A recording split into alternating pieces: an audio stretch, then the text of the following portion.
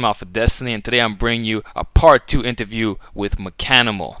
For those who don't know, I've been following for years, and he's a guy that I highly recommend you all subscribe to. Real deal, natural muscle, being an overall badass athlete. The revolution will not be televised.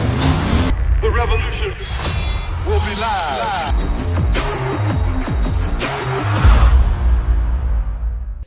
Yeah, it sounds to me like you've gotten a lot smarter over the years and you've completely dropped your ego on two things, right? One is you trust the process, and that's why you've committed yourself to 12 months, even if things are slow and it can be frustrating at times.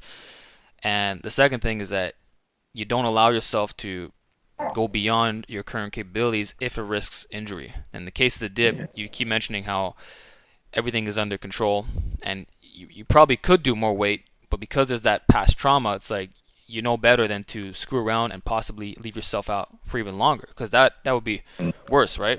But what's also Yeah. interesting is that because you're running the conjugate system, I feel, correct me if I'm wrong, it's good on your psychology because you're doing different variations. So week one you could do a ring dip, another week could be a longer pause dip, a week after that maybe a weighted push-up. So because you're rotating and still getting stronger, you know that the muscle and the performance is there.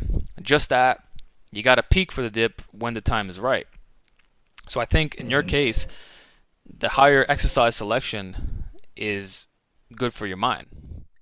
Yeah, indeed. Yeah, and being able to, a lot of people have like to create, identify correlation ratios between how much percentage of your normal deep is the weighted. I mean, the is the ring deep. Yeah, it's hard How to much quantify that. percentage of the safety squat bar. I mean, squat bar squat is of your normal back squat. So the interesting part is I was able to, as I perform and I see the numbers, I was able to have a general idea of the correlation. So I will use that in the future when I hit certain number to assess, okay, where should I be at the moment, given that I can do this, what will be my normal thing. It's not always like perfect, but it gave me an idea to keep going, even though sometimes it felt like the numbers are not going the way I wanted. But when I get to hit the variation, because some variation will go up, but the main lift still is not moving. Or sometimes the main lift go up and you expect the variation to go drastically up, but it's still not meaning. But overall, they're still within the same vicinity Exactly. Yeah. of percentage. So that's good to know that I can use that information to help out people who are running this kind of protocol.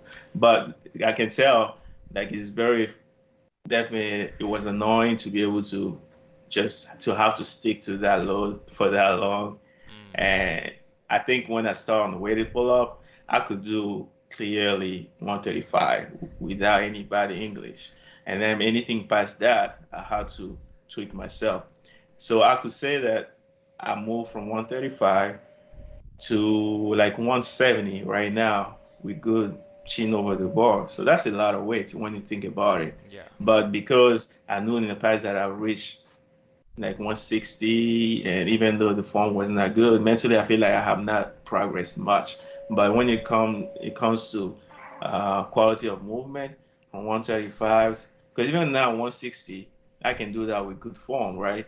But 160 was the cap back in the days, and I will do that with some tweak. Yeah. So it's obvious that I'm tremendously stronger when it comes to that. Yep. But for me, I feel like because I have to compare myself to other extreme great athletes, I feel like I'm not really Yeah. doing anything. You see, so that's the hard part, And we live in a social media world where at the click of a button, you can see the edge of the universe, another freak athlete, and you think, I mean, everybody walking around like dipping or pulling this amount of weight. When Yeah. yeah, the average person doesn't. You just have access to them by clicks. That's the only problem. Yeah. So, Well, and I'm lucky to be living around Ashton too. Ashton Ruska, crazy powerlifter, man. We go to the same powerlifting gym. Yeah, he's like, I think he's gonna be one of the great in his category because this guy is like in the 800.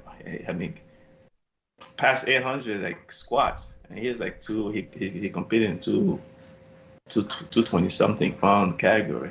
Hmm. Like people scream about Larry Will. I'm like, how are people like him that nobody know of? That's how you know that there must be some crazy freaks out there I that believe it. nobody heard of, no social media attention, but ridiculously strong. You're like, wow, this is crazy. This is crazy. Yeah, well, Yeah.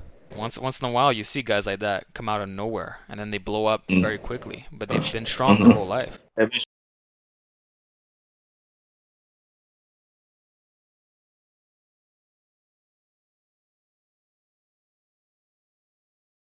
The revolution will not be televised.